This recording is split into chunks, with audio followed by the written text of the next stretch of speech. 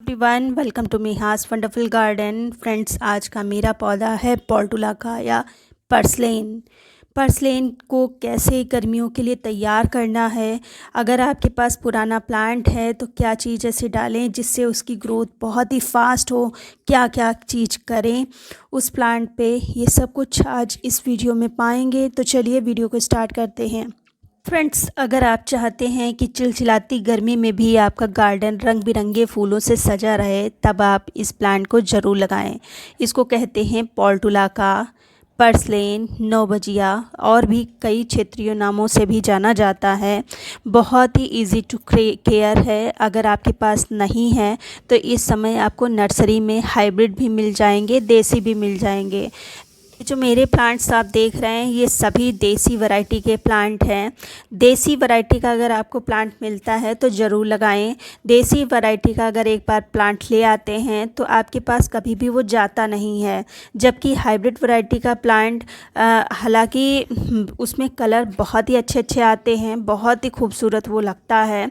पत्तियां भी वो बहुत अच्छी उसकी लगती हैं, मोटी मोटी सी होती हैं, लेकिन वो बहुत ही सेंसिटिव होता है। अगर बारिश हो गई या आपने सावरिंग ही कर दी तो बहुत जल्दी प्लांट ख़राब हो जाता है।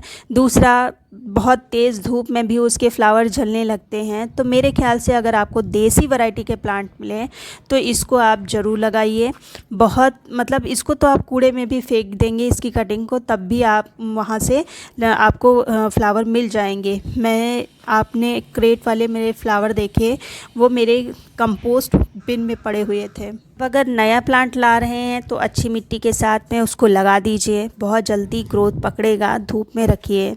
लेकिन अगर आपके पास पहले से प्लांट है तो उस पर कुछ काम करिए, क्योंकि ऐसे अगर फ्लावर लेंगे तो उतनी अच्छी मात्रा में फ्लावर नहीं आएंगे। जितना अच्छा आप उस पर अच्छे से कटिंग वटिंग करके फर्टिलाइज़र डाल के तब लेंगे, तब बहुत अच्छी फ्लावरिंग होगी।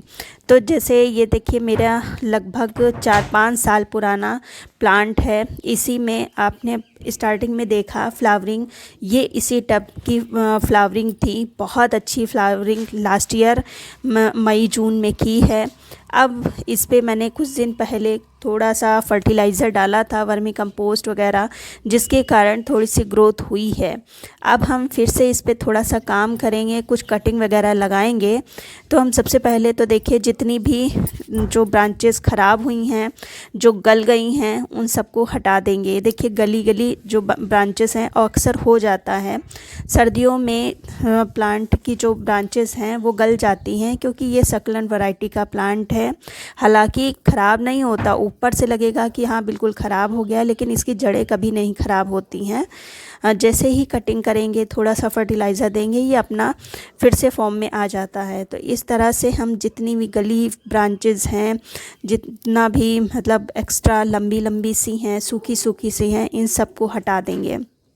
और दूसरा, घास फूस अगर निकल आई है तो उसको भी हटा देंगे, क्योंकि प्लांट से ज़्यादा ग्रोथ तो वीड्स लेता है। तो अगर वीड्स नहीं हटाएंगे तो फिर वीड्स ही अपना पूरा फर्टिलाइज़र ले लेगा, आपके प्लांट को कुछ भी नहीं मिलेगा। तो जहाँ भी आपको वीड्स दिखाई दे, आप तुरंत हटा दीजिए। तो इस तरह से हम सब वीड्स मैंने हटा दिया, जितनी भी गली ब्रांचेस थी उन सबको हटा दी।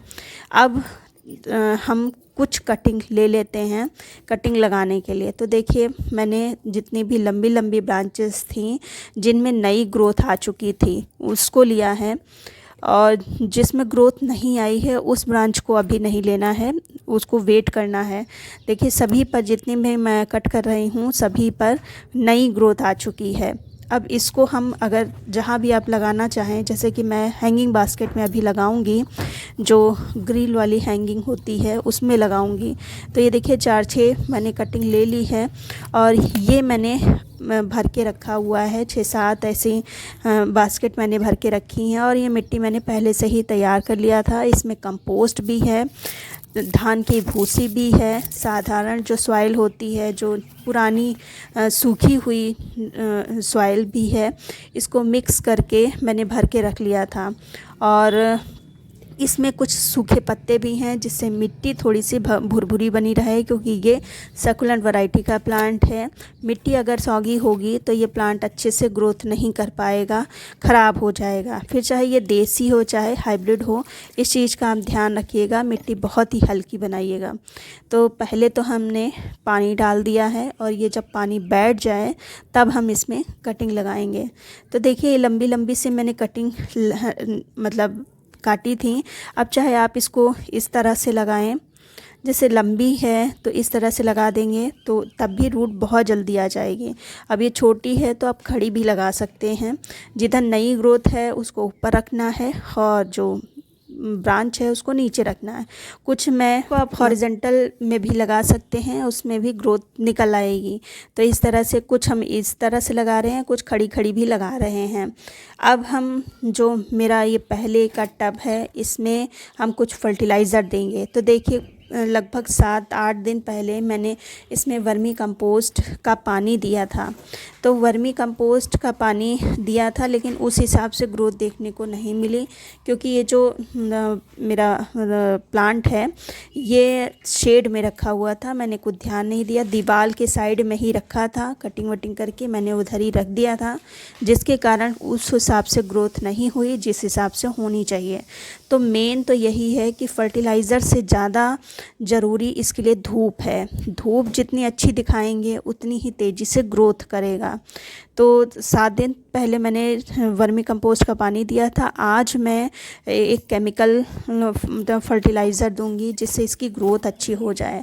लेकिन उसके पहले तो हम इसकी जितनी भी मिट्टी दिख रही है उसको हम थोड़ा सा गुड़ाई कर लेंगे, ढीली कर लेंगे, क्योंकि साल भर से ये मिट्टी है टाइट हो गई है और प्लांट जब बड़ा होता है तो उसकी गुड़ाई भी करते नहीं बनता है। वैसे भी ये फैलने वाला प्लांट है तो मिट्टी दिखती ही नहीं, तो गुड़ाई कहाँ से की जाए। तब हम अब पानी देंगे।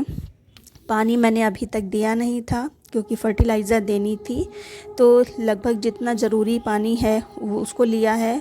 और ये मैंने लिया है एनपीके, नाइट्रोजन, पोटेशियम और फास्फोरस, तीनों ही इसमें मतलब पाया जाता है और सब कुछ बैलेंस है, इसलिए मैंने लिया है। और ये जो केमिकल होता है ये बहुत जल्दी काम भी करता है। अगर आप लेना ना चाहें तो सरसों की खली का पानी बहुत ही पतला माइल्ड उसको भी ले सकते हैं, अभी इतना ज़्यादा नुकसान नहीं करेगा, आप डाल सकते हैं। तो मैंने लगभग 1 ग्राम के करीब ही लिया है, बहुत ज़्यादा मात्रा नहीं लेनी है इसकी। 1 लीटर पानी में 1 ग्राम के करीब लिया है और इसको हम दे देंगे। और सबसे ज़्यादा ज़रूरी इस प्लांट को हम धूप में रखेंगे। तो धूप में उठा के मैं इधर लाई हूँ और बहुत जल्दी जब केमिकल देते हैं तो बहुत जल्दी प्लांट ग्रोथ करता है। तो ये काम कर लीजिए। सबसे ज़्यादा ज़रूरी है कि अगर आप बहुत अच्छी मात्रा में फ्लावर चाहते हैं, जैसे कि ये मेरा आप देख रहे हैं, इसको मैंने नए पॉट में लगाया था। मतलब लास्ट ईयर मैंने कटिंग लेके इसमें लगाया था और बहुत अच्छी ग्रोथ हुई थी। तो आप ये मत सोचिए कि उसी पॉट में पहले का जो प्लांट था उसी में थोड़ा सा खाद पानी दे के हम फ्लावर ले लेंगे, ऐसा नहीं करना है। उस हिसाब से फ्लावर नहीं आएंगे। आपको नई कटिंग लगाना है, नया पौधा तैयार करना है, उसमें बहुत अच्छी फ्लावरिंग होती है।